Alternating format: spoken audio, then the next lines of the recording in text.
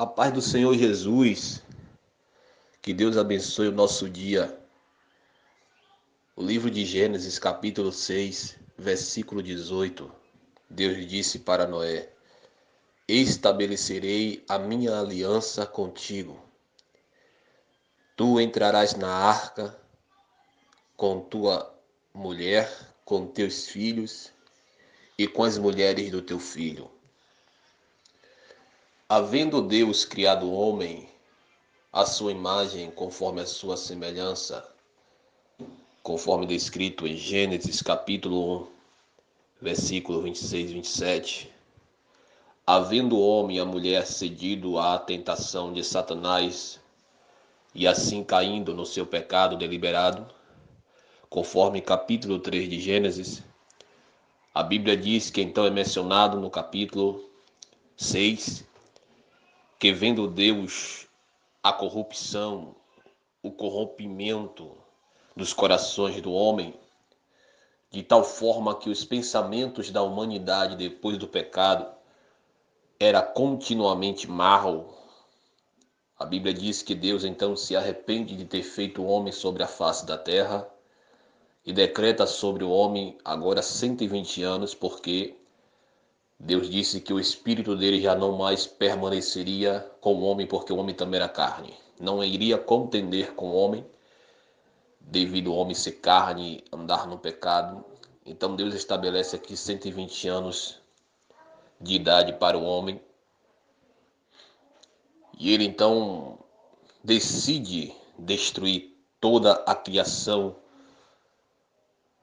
que ele fez para que o homem dominasse sobre eles e também o próprio homem, mas a Bíblia diz que em meio à corrupção, em meio a uma sociedade deturpada, ou em meio a uma sociedade distante de Deus, Deus nota Noé, que segundo a Bíblia era um homem reto, era um homem justo, era um homem sincero diante das suas gerações. E a Bíblia diz que em meio a tanta situações pecaminosas, em meio a tanta situações que desagradavam a Deus, as ações humanas pecadoras, filhos de Deus tomando mulheres dos filhos dos homens para se prostituírem, uma poligamia descontrolada, uma falta de respeito, uma falta de temor, uma falta de invocação ao nome do Senhor. A Bíblia diz que Noé achou graças aos olhos de Deus, porque em meio a o pecado, Noé estava vivendo de forma justa, vivendo de forma temerosa, vivendo de forma que ele respeitava a lei moral de Deus na sua vida. Ele entendia que existia um ser supremo, ele entendia que deveria respeitar e temer a Deus. Então, mesmo em meio a um mundo corrompido, Noé entendia que era possível viver de forma reta, de forma sincera, de forma a se desviar do mal, conforme Jó capítulo 1.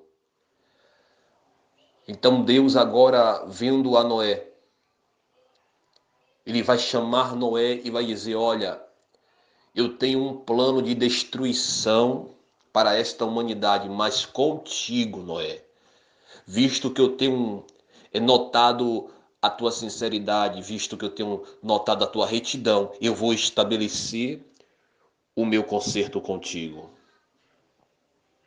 Então, a partir de agora, ele vai demonstrar e vai mostrar o seu projeto de destruição através do dilúvio para Noé e vai orientá-lo a que ele venha construir uma arca para que possa, assim,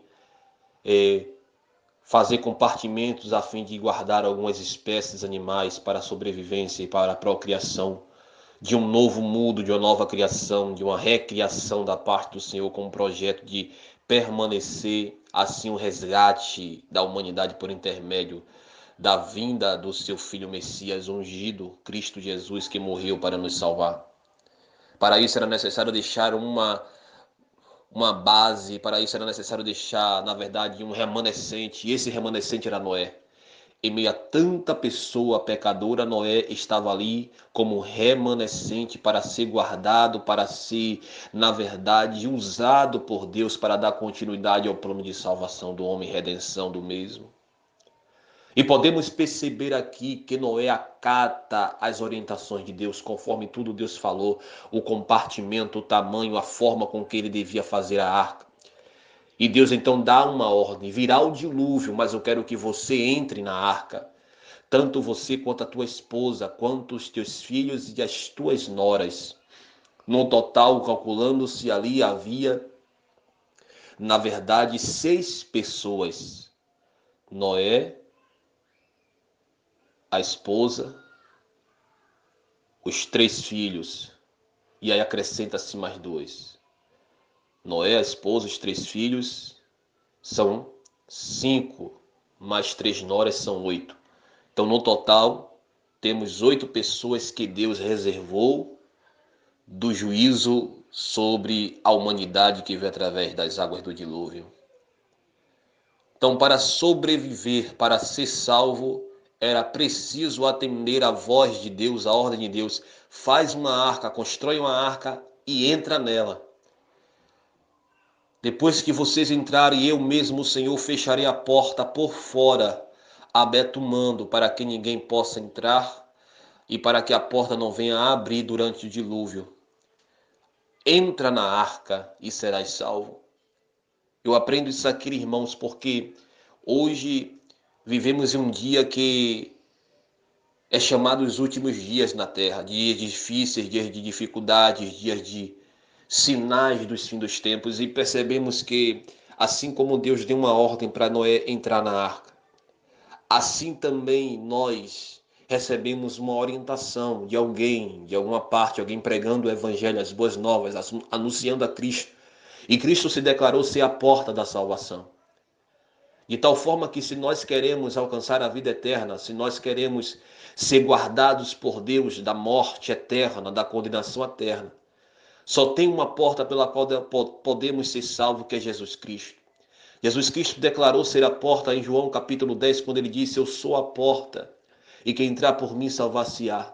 Entrará, sairá e achará pastagem. Jesus Cristo é o caminho estreito que ele fala. É o caminho pelo qual a gente anda e, na verdade, nos conduz à vida eterna em Cristo Jesus. Bendito seja o nome do Senhor por isso, porque ele escolheu colocar Jesus como centro de todas as coisas e como a porta da salvação. A primeira porta pela qual o homem entrou para ser salvo foi feita pelo homem a pedido de Deus, uma arca que o salvou, que o livrou a sua família junto com as suas noras e seus filhos daquele juízo. E o que te livrará, o que livrará a minha família, o que livrará cada família do juízo que está por vir, será sim a entrada pela porta verdadeira, que é Jesus Cristo. Temos que entender isso, que nos últimos dias serão como os dias de Noé, a vinda do Filho do Homem. Muitos davam-se em casamento, muitos casavam, muitos bebiam, muitos comiam, não estavam nem aí. Noé estava construindo a arca. Muitas pessoas estavam notando o que Noé estava fazendo.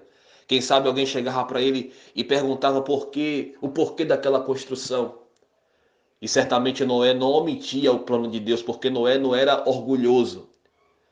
Quem sabe Noé dizia: estamos construindo isso aqui, porque Deus prometeu trazer um juízo sobre a terra. E quem entrar aqui será salvo deste juízo.